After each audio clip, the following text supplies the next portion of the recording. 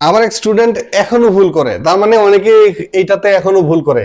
এটা আরেকবার দেখায় দেই, দেশীয় রীতিতে কিভাবে, আন্তর্জাতিক রীতিতে কিভাবে আমরা এগুলাকে গণনা করব। দেশীয় রীতিতে হলো প্রথম 3 ঘর ডান থেকে এই পাশ থেকে কমা, তারপরে প্রত্যেকবার 2 ঘর করে করে কমা।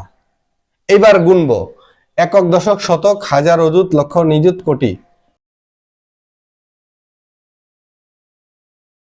1,32,05,628, 1,32,05,628। এবার আন্তর্জাতিক রীতিতে, আন্তর্জাতিক রীতিতে হলো প্রথম 3 ঘর ডান পাশ থেকে 3 ঘর, ঠিক আছে, তারপরে প্রত্যেকবার 3 ঘর করে করে কমা। এবং এটা তো শতক থেকে, শতক, দশক, একক, আর তারপরে 3 ঘর, এটা হলো হাজার, তারপরে হলো মিলিয়ন।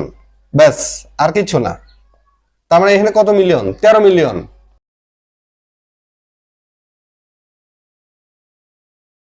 শেষ।